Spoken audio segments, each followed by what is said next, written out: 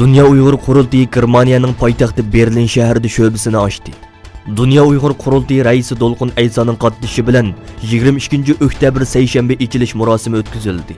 Murosimiga qatnashgan Germaniya Federatsiya parlamentining a'zosi Margaret Baus ochilish murosimida Sharqi Turkistondagi kishilik huquq dafsandichiliklarni tilga ilib o'tdi.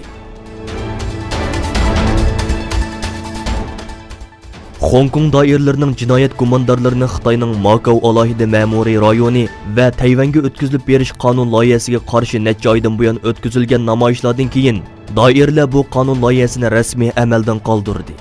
Xonkong hukumati bexatarlik idorasining boshlig'i John Lee gumondorlarning Xitoy, Makao va Tayvanga o'tkazilib berilishiga yo'l qo'yadigan qonun loyihasining rasmiy amaldan qoldirilganligini e'lon qildi.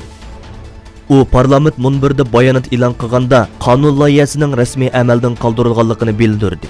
Shuning bilan birga Xonkong faoliyatchilari Angliya bosh elchixonasi oldida odam zanjiri hosil qilib faoliyatini davomlashtirdi. Namoyishchilar necha oydan buyon davomlashayotgan demokratik namoyishlarga xalqarodan yordam talab qildi. Birlashgan Davlatlar Tashkiloti kishilik huquq Falastin alohida dokladchisi Michael Link İsrailning 52 yillik Falastin ishg'olining hozirgi dunyodagi eng uzun davomlashgan zo'ravon ishg'ol ekanligini ta'kidlab, G'azzaning qamal qilinishi 4-Janva kelishimining 33-moddasiga oshkora xiloflik qilgan kollektiv jazolash usulidir dedi.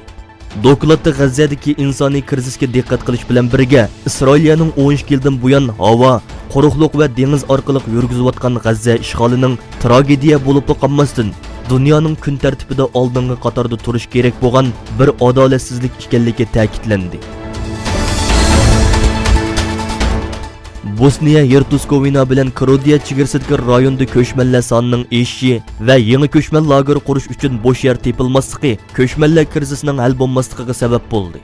G'arbiy Balqon liniyasining taqib etilishi va G'arbiy Yevropa davlatlariga mangan ko'chmanlarning 2 yildan buyon Bosniya Hertoskovinaga yuzlantirilishi sababli murakkab siyosiy tuzilishga ega bo'lgan bu davlat ko'chman krizisiga duch keldi.